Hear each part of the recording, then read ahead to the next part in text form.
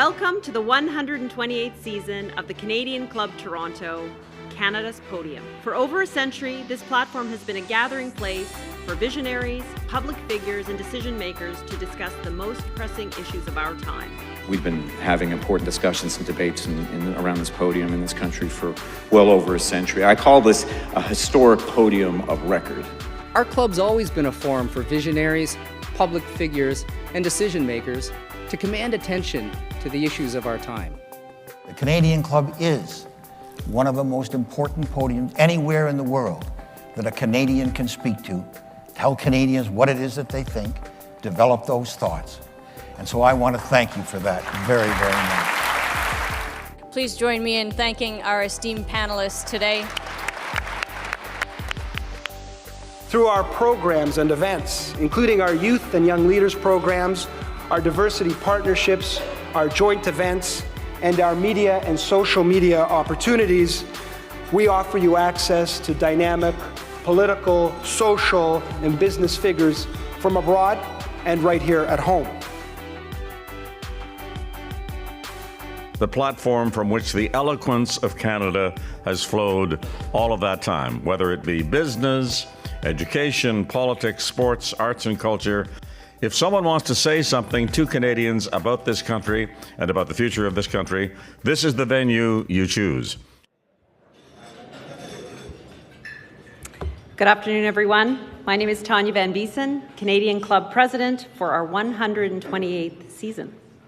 I'm pleased to host the club's first event of the month, featuring a self-made billionaire whose generosity has benefited our country in so many ways.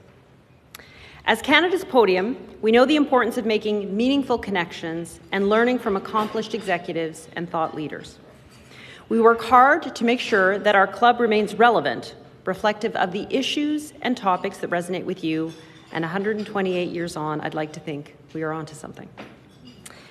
Our ability to host these engaging events would not be possible without the support of our sponsors.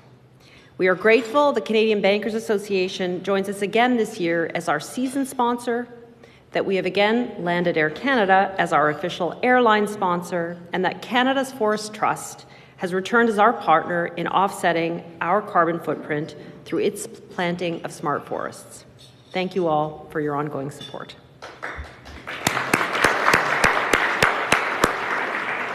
Today's event is sponsored by Bruce Power, and I'd like to welcome them and thank you for your sponsorship.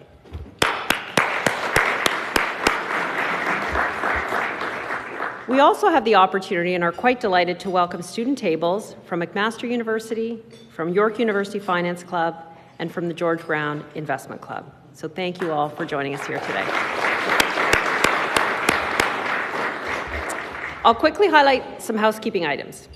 So if you're looking for details about our upcoming events, please visit our website at canadianclub.org.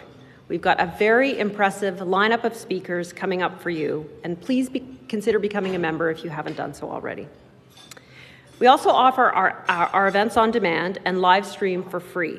We encourage you to share information about today's event on your favorite social media platforms, and again, please visit our website if you would like to hear past events. Now, if you're curious about what's in store for investment markets, or perhaps you'd like to hear more about the possibilities of nuclear medicine, you have a unique opportunity today to ask our guest of honor some questions. Question and answer cards can be found here on your table, and we will be collecting them throughout our conversation today to share them with our moderator. And for those joining remotely, please hit the Submit a Question button on the right side of your screen as you would like to ask a question. And now, of course, it is my distinct pleasure to introduce today's speaker. He is a visionary entrepreneur and risk taker who has made a lifelong commitment to doing well by doing good. Michael Lee Chin is the founder and chairman of Portland Holdings, a privately held investment company that owns a collection of diversified businesses in sectors including financial services, consumer goods, waste management, tourism, insurance, agriculture, and media, in Canada and many points beyond. In addition to his many business successes, Michael has a long list of well-deserved honors to his name for his significant contributions to both business and philanthropy. These include, wait for it, Doctor of Laws degrees from 6 distinguished universities, which makes me ask what I am doing with my personal time, as well as both the Order of Jamaica and the Order of Ontario. Moderating today's conversation is John Ehrlichman. Many of you would know John has recently stepped down from his anchor role at BNN Bloomberg and CTV News to start something new, and for those who were reading their ROB this morning, you would have seen it on the front page of the Globe that John has launched a YouTube channel called Ticker Take with John Ehrlichman. And this will only add to his very impressive 1 million followers that he already has on social media, so I encourage you to check that out on YouTube. John, Michael, welcome to Canada's Podium.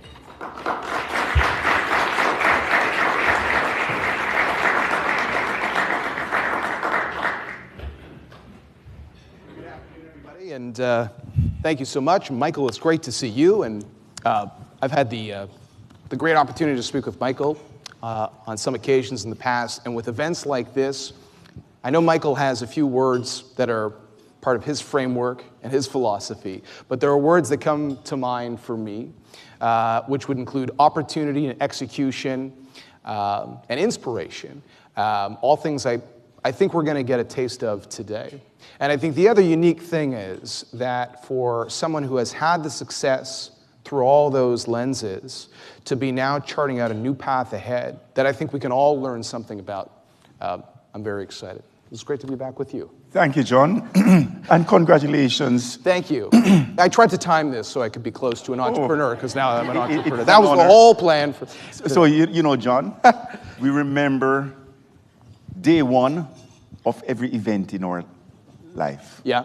So you'll remember day one today, being here. This is a great day. Yes. Very excited. Congratulations on behalf of Thank all you. of Thank us. you very much. Well, I guess most people in this room know about one of the biggest moments in your career, but just as a quick reminder, in the early 80s, as there are a lot of young people, I think, who are interested in finance here, you saw an industry that was changing. You saw an opportunity at that point.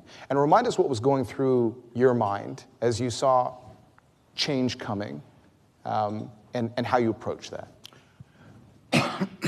Well, I've always been interested in wealth creation, the principles of wealth creation, and I wanted to basically to distill it down into a formula so that it was teachable and repeatable, because it's very difficult to teach behavior, but if you can translate behavior into principles, you can teach principles. So early in my career, I thought I was a financial advisor. I'm still a financial advisor. And I would ask myself the question, when someone entrusts me with their future to make sure that at the end of their working lifetime, they have a mountain of assets from which to derive income, that's a huge responsibility. And therefore, I have to make sure that whatever I do, I get it right, upfront, and immediate. I cannot play around with time, because Albert Einstein once said, the 8th wonder of the world is compounding. And wealth creation is really mathematical. I'm an engineer. So what's the mathematics of wealth creation? You have to be on side of the future value formula. FV equals PV, present value, open brackets, 1 plus 3 to return after tax, close bracket, to the exponent time. Take that, ChatGPT. Okay? Yeah. So it is impossible to create wealth unless you optimize all the relevant variables in that formula. Yeah. And the most important one is time, because time is the only exponent in the formula. All the other variables are linear. So therefore, wealth creation is all about you have to make sure you get it right now. So I was searching for a formula. And, being an engineer, and I know we have a group of engineers here from McMaster, and scientists, the scientific process when you have a question that you're trying to solve is the following. Number one, you observe. Then you create a hypothesis from your observation. Stress test the hypothesis on the different conditions. If it holds true, you codify, and then you hardwire. So I took that engineering scientific process to wealth creation. So I observed, and there's a framework, another framework, Tanya, that I implemented. Number one, you want to be successful at any endeavor, any. You want to be the most successful CEO, president, student. This formula will always work. Number one, identify a role model. Who before me, in this particular endeavor that I'm striving to achieve eminence in, has done the best job in the world? Secondly, get the recipe from the role model. And thirdly, do the same. Don't change it. Don't put your thumbprint on it. So I was fortunate that in 1979, I came across Mr. Buffett in reading. Because remember, I'm observing wealthy people. He wasn't well known then. Observation, create a hypothesis, etc. So I came across Mr. Buffett, and I accepted him as my role model.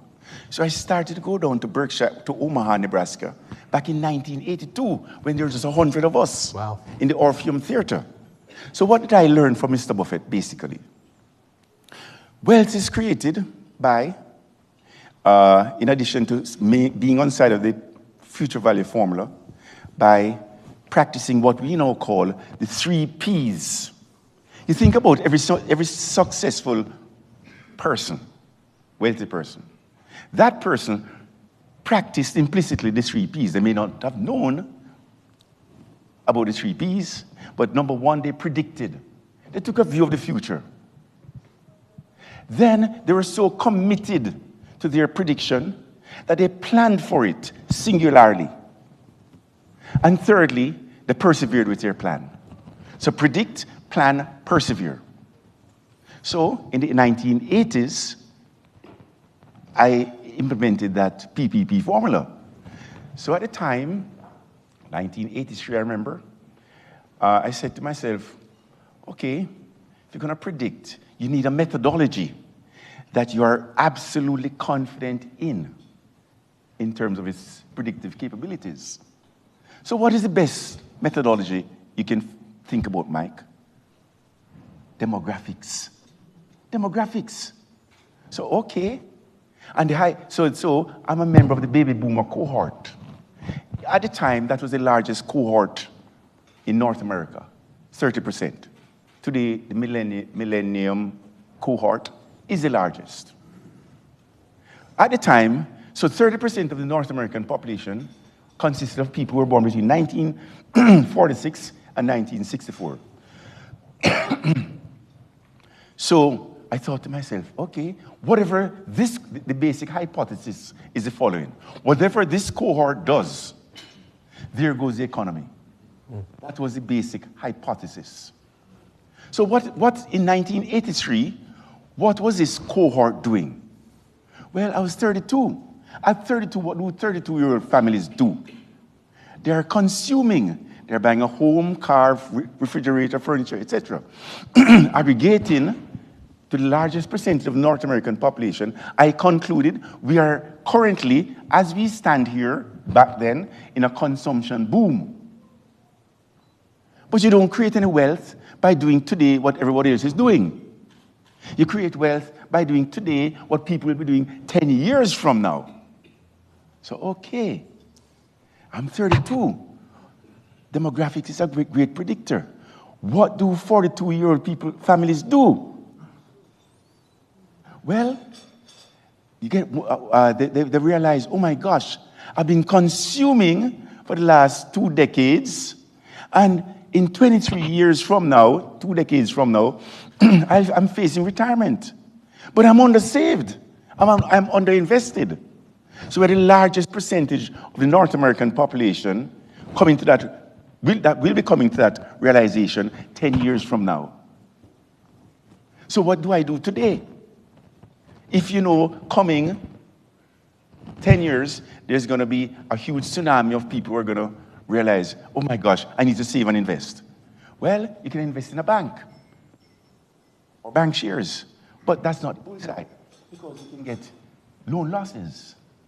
Or you could invest in an insurance company shares. That too isn't the bullseye because you can get underwriting losses. Or you could invest in wealth management companies. Bingo. So I went out as a young man, armed with that, the confidence of the demographics being a great predictive tool. And I went out and borrowed $500,000, more than my net worth then, to put into one stock, Mackenzie Financial Corporation, 1983. Adjusted for splits, Mackenzie was $1 per share. 4 years later, 1987, it was $7. So 500,000 became 3.5 million. The industry from 1983 had total assets under management of 4 billion. Today it's 2 trillion, 400 times. So the prediction, demographics, actually was a great predictor. And that paves the way for what is consuming much of your time now. Yes. And I'm sure everybody is very interested because there's a room full of people who are trying to figure out where the world will be in 10 years. And you are very busy. There's a lot of talk about future energy supply and energy independence and aging population and healthcare requirements. You are leaning into all of those trends largely through one lens. Can you talk to us a little bit about when you started to look at the opportunity, particularly the nuclear opportunity, when you started to think about that being at the center perhaps of where we might be in a decade's time? So it was back in 2018. So in 2018, this friend of mine had prostate cancer. And he called me and said, you know, Mike, when you have prostate cancer, the escalating protocol of treatments you go through would be prostatectomy, which is surgery, external beam radiation. If your PSA level is still high, you get chemotherapy / androgen deprivation therapy. So he had been through prostatectomy, and he got radiation, and his PSA level was still high. So his oncologist said, well, the next step is you're going to get chemotherapy / androgen deprivation therapy. He rejected the doctor's suggestion. He said, Doc, I don't want to die an old woman. Androgen deprivation therapy. So he said, there must be another solution. So the doctor said, well, you know, there's this guy in Germany, Dr. Richard Baum, who is practicing this novel treatment called PRRT, peptide receptor radionuclide therapy. You should go and see him, because he's having great success over there. So my friend went to Germany, Bad Berka, Germany, East Germany, former East Germany. And the first day he went to the clinic, he checked in, and he met this American gentleman. And this American gentleman, they were talking in the lobby. He said, you know, 40 years ago, I had prostate cancer. And I went through the escalating protocol of treatments. And at the end of 10 years ago, it came back. And my oncologist at Johns Hopkins said, I'm end state. There's nothing else we can do for you. But there's a guy in Germany, Dr. Richard Baum. You should go and see him. So 10 years ago, he went to see Dr. Baum. And when he got to see Dr. Baum infused him with 4 doses of lutetium, basically. And he went back to America. He went to Johns Hopkins. Oh, by the way, his PSA level, when he got to Dr. Baum, was 2,000. Normally is less than 3. He had cancer, the cancer had metastasized to his brains, his bones, and his lungs. After taking 4 infusions of radioisotope lutetium, he went back to Johns Hopkins. They tested him. His PSA level went from 2,000 to 0.6. No more cancer in his brains, lungs, nor bones. So I said, Richard, my friend, next time you see, tomorrow when you meet Dr. Baum, ask him 2 questions for me. Is this, firstly, the first one is, really allow me to start an offshoot clinic of his in Jamaica? Because North American men are dying. We don't have this treatment in North America. And secondly, does this methodology, this modality, does it work for colon cancer? Because my mom has colon cancer. So that's how I got introduced to this nuclear medicine space. And precision oncology, And which is an area of key focus for you, and it ties back to the theme of demographics, an aging population, and what are going to be the needs for them. And then on the on the energy independence story, because there's been a lot said about if we want to lessen our dependence on fossil fuels, nuclear has entered the equation in a big way. What are your predictions there, and how do you see it being used? In other words, if we're going to try to envision nuclear's role in the world going forward, what does that look like, in your opinion? So, if you think about the energy mix of most countries, we define it as a hub and spoke model. At the hub, you have fossil fuels. The spokes are renewable energy.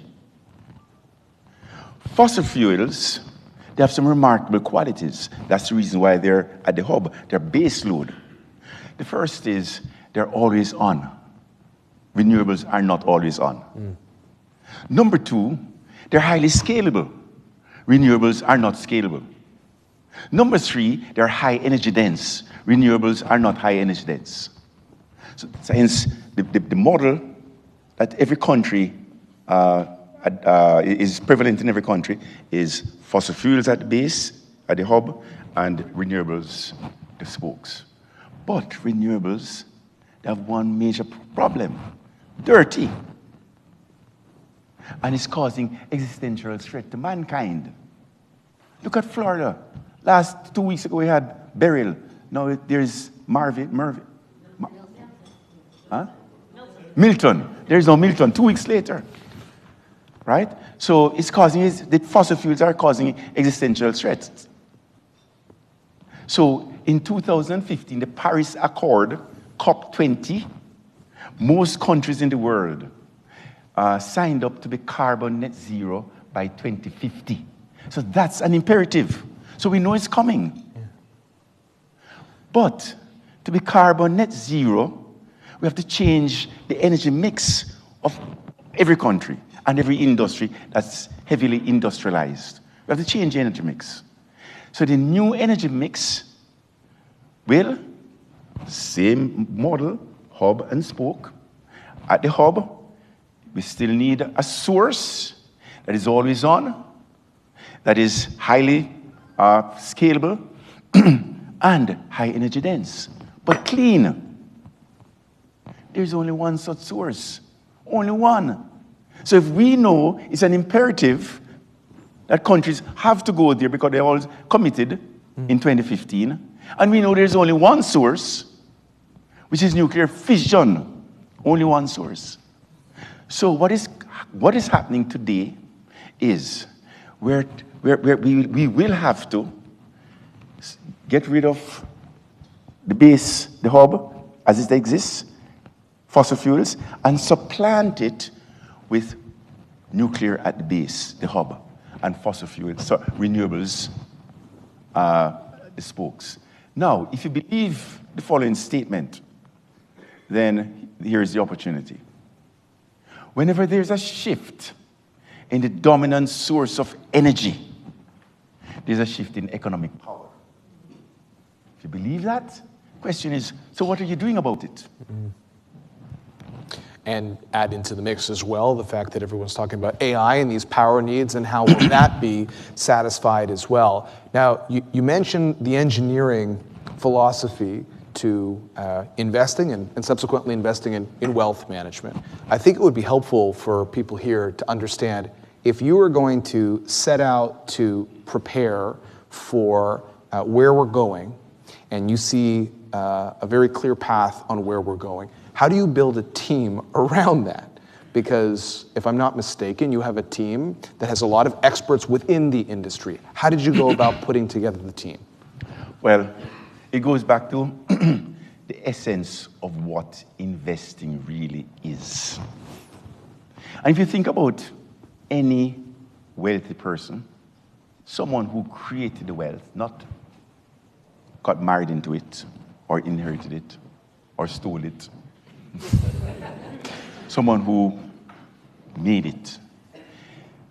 I'll define the 5 things that person did. So if you think about any wealthy person, number 1, that person owned a few high-quality businesses. Number 2, that person really understands those few businesses. Understand is the operative word here. That is the essence of investing. Number 3, those few businesses are domiciled in strong long-term growth industries. That's where the prediction came in. Number 4, that person you're thinking of has used other people's money. And lastly, that person has simply held those few businesses for the long run. That is investing. What most people do today is not investing. Because most people see stocks as a piece of paper to be traded. That's not investing. Investing is applying those 5 principles. That's how wealth is created. Investing, a stock really is a pro rata interest in a business. So you better make sure you understand what the business is doing. And you better make sure that it's a business that has long-term characteristics and management that you admire and is aligned to shareholders' optimization. It makes me wonder what you think about policy, because we live in a world where there sometimes feels like a lot of short-term thinking and punchy sound bites in the political arena. But you're focusing on an area where there's actually an enormous Canadian opportunity. And I wonder how you feel Canada is seizing on that opportunity. Well, Canada has the pole position when it comes to all things nuclear. Well, Canada has, over the last 75 years, dedicated its nuclear prowess to peaceful purposes only through the Atomic Energy of Canada, parent of CNL, Canadian Nuclear Laboratories, which is the repository for all of Canada's IP, nuclear IP. So not only do we have the IP in all things nuclear from small modular reactors, which will be how energy will be, which will become more ubiquitous throughout the world. Which is an important point. We don't have to think of these massive facilities to get more nuclear out and powering the economy. Is that correct? Exactly. Okay. Think about, when you think about nuclear, you think about these massive giga plants. But every nuclear warship, every nuclear submarine has a micro-modular reactor in it that powers it for 60 years. Every nuclear submarine. So the technology is here. It's not arcane. So getting back to Canada, and specifically Ontario. So we have a history of using nuclear productively in medical radioisotopes. We were the leaders in the world in medical radioisotopes. And we also have CNL. We also have the raw materials. So we are totally vertically integrated. And if Ontario was a country, it would be the most nuclear-friendly country in the world. Because already 60% of our electricity comes from nuclear. So we have a pole position that it would be a crying shame if we gave it up, given what's to come. So in terms of policy, we should, again, in terms of policy, the best policymakers should be thinking PPP, the 3 Ps. Predict, plan, and persevere. So we could develop, we could become the nuclear epicenter in the world if we had the right policies. Because we have the pole position. Up until the Ukrainian war, a year and a half ago, 2 years ago, Germany had made the politicians' policy was that they're going to shrink, get rid of the 9 nuclear plants that they had then to 0. France was going from 23 down to 0. They're all going to 0. Then the Ukrainian war came, and it changed the paradigm instantly. So, unfortunately, policymakers, politicians, they're not thinking long-term enough. They're going with what is politically expedient, unfortunately. In the markets, though, they're paying attention. You've been paying attention. You're seeing that action in the stock market as well. People are recognizing the potential value in power. You talked at the beginning about the medical opportunity, and we should remind people that there's arguably over the last year, is that fair to say, over the last year, I think you've seen a lot of the large drug makers that all of a sudden have been chasing after actually a lot of the companies that are at the center of this kind of precision oncology that, I mean, it's remarkable. You got to get those treatments to people really quickly, and it's fragile in many respects, but if it can help people, told your friend's story as well. Can you talk to us a little bit just about what you've been noticing in the healthcare industry surrounding that? So, in 2018, when we became involved, I went through a company out of Germany, which really was basically, it would have founding status in this modality. The company is called ITM out of Munich. So we became involved, I became involved in ITM because of my friend. So he led me, when he said he was going to Germany, I was interested in the treatment. So I eventually went to Germany, visited a company that was behind the production of lutetium-177, and we eventually invested in the company in 2018 before it became popular.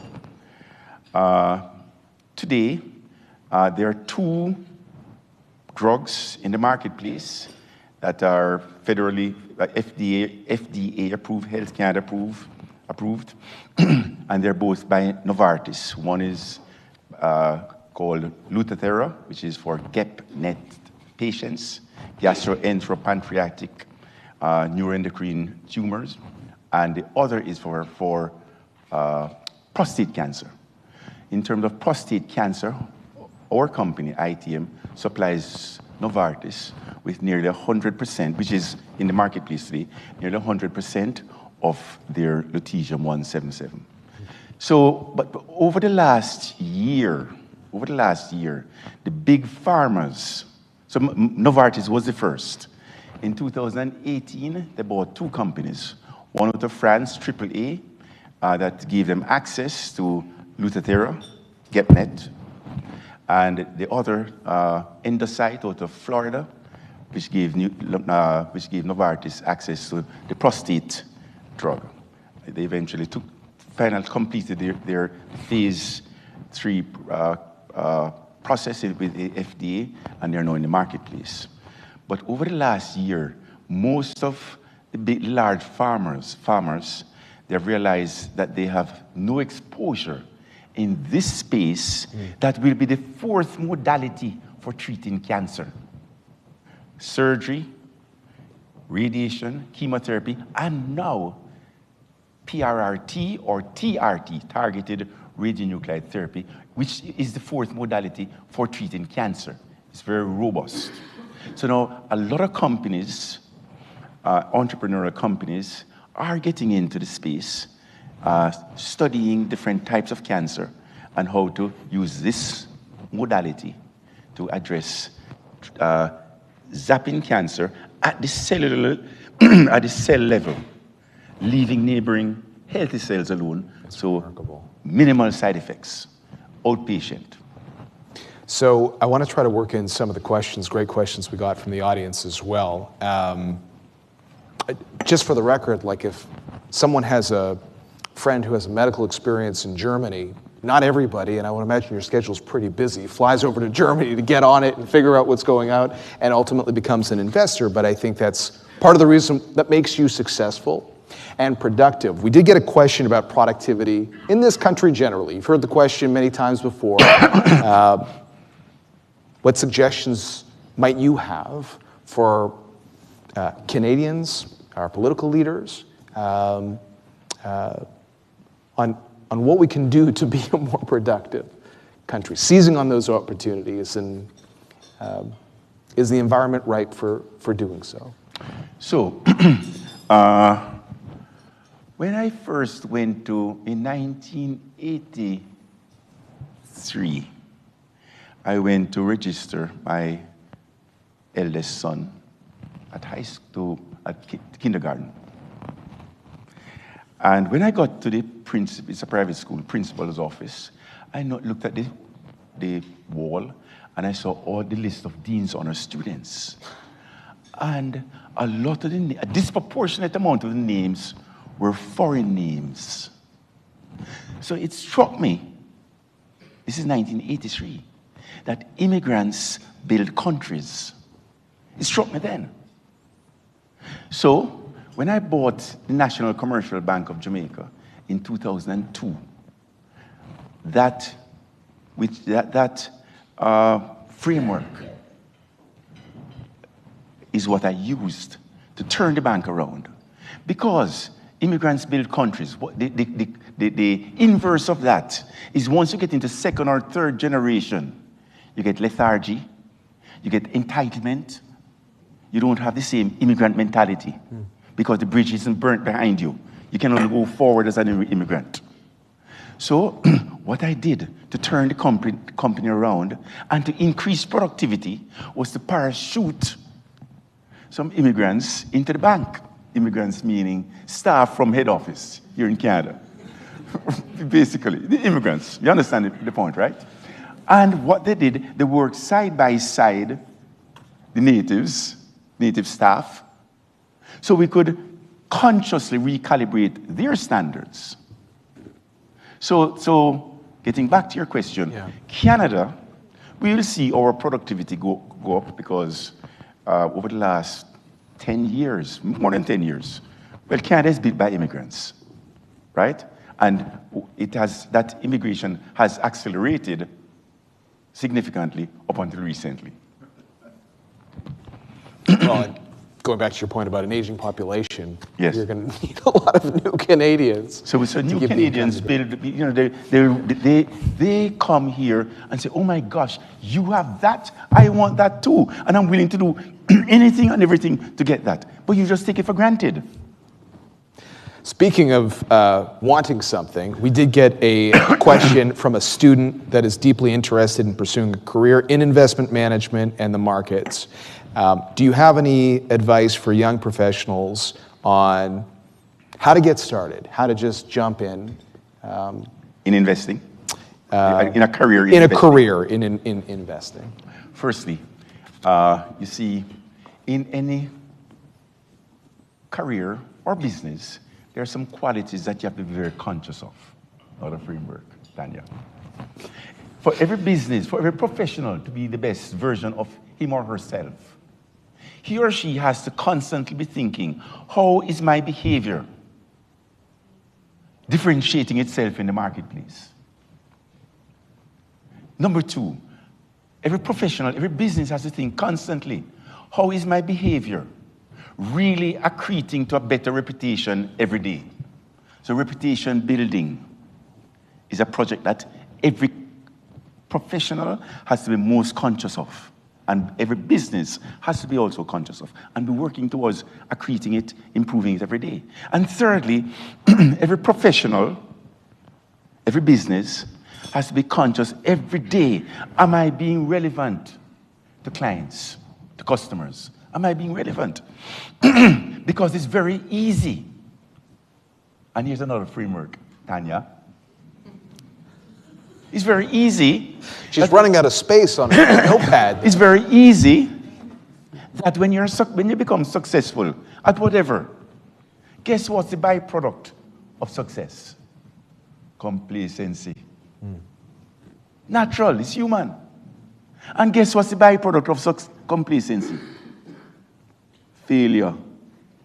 So if you don't want to be a failure, when you become successful, you have to remember your attitude, your values, your standards that you had when you were really bright-eyed and bushy-tailed.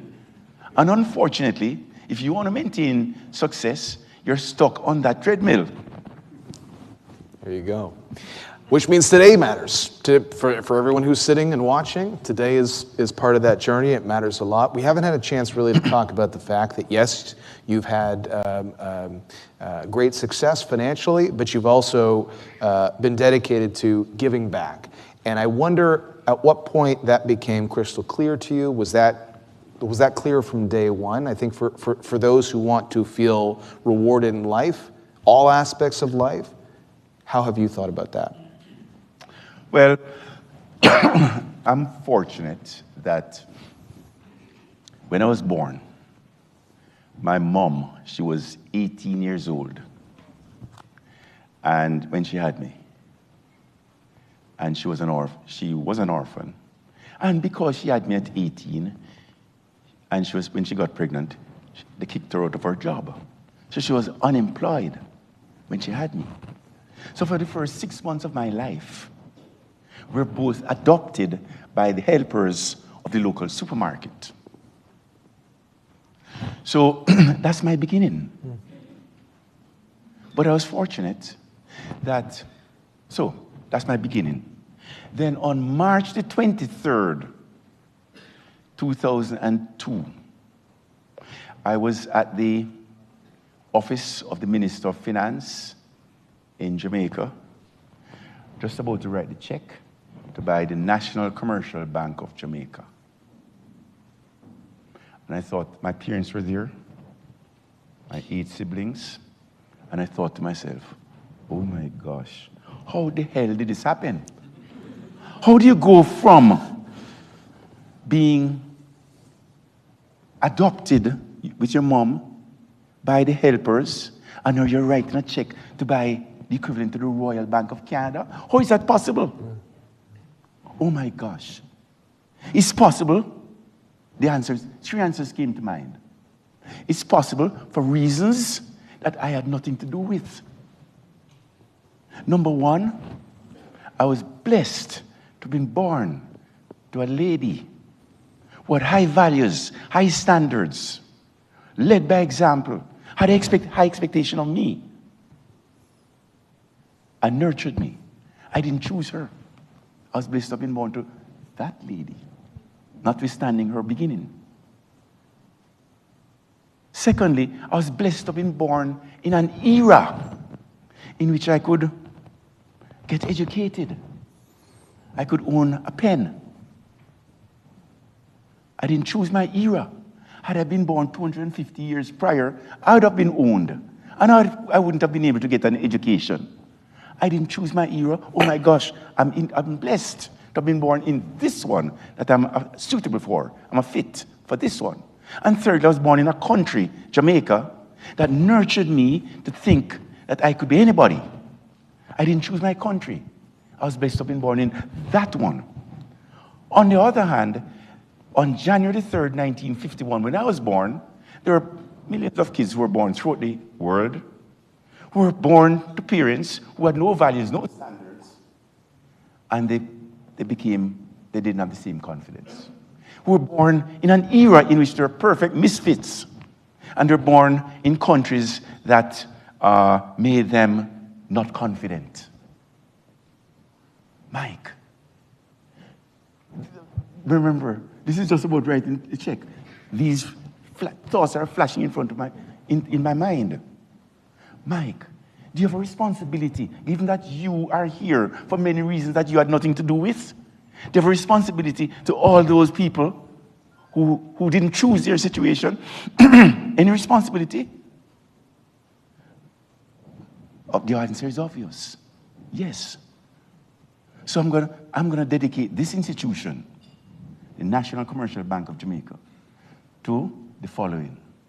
It's gonna do well by doing good, which is part of my family's mantra. And we codified it in the Latin translation, prosperitas cum caritate, prosperity with care. Because lots of people can do well, but there is no fulfillment in only doing well. Fulfillment comes when you uplift others.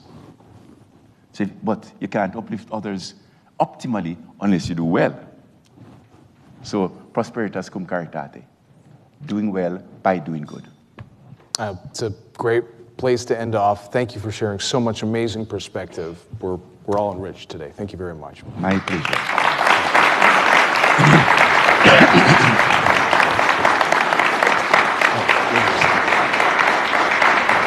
Do you leave by now? Okay.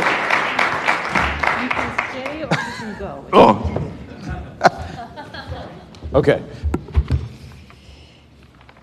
Thank you. Not sure where to begin. Thank you, Michael and John, for a wonderful conversation. Thank you, Michael, for sharing your passion, which is so evident. Your vision, your expansive vision for what can be, what could be. When you were born, you've got an amazing command for dates, by the way. I can't remember my birthday, so that is very impressive. The vision that you had for your life, for your family, for your country, for what this country can do is very, very impressive. I had the good fortune of sitting next to you at lunch and learning about the frameworks. Next time I want to sit next to your family because they probably have another view of frameworks that I'm sure you've shared with them over time. Predict, plan, persevere. I will remember that one, and I've jotted down the many others. But things that stood out for me, first of all, the eighth wonder of the world is compounding. So for anybody in this room that is an investor, of course, that is critical for us to remember. I would also say that your view on nuclear and Canada's opportunity there, which many would say actually we've squandered and now we're in a catch-up position, but we still have an opportunity to own that space, speaks to me because I think this is very much a part of the future that Canada can own. I think I wrote down all of your investing principles correctly. So again, for those in the room, own a few high-quality businesses, understand those businesses, invest in industries that have strong growth characteristics. The fourth one I'm dodgy on, but invest in management that you believe is capable. Use other people's money. Dang it. Okay, use other people's money. And hold those businesses over the long term. Okay. Finally, I will say, I think you buried the lead because somewhere in there, I think you had a cure for cancer. So maybe we should come back to that at another time. But I just want to thank you. I want to thank your family for being here. Please accept our wishes, our best wishes for continued success. And John, thank you for moderating a great conversation. So thank you both.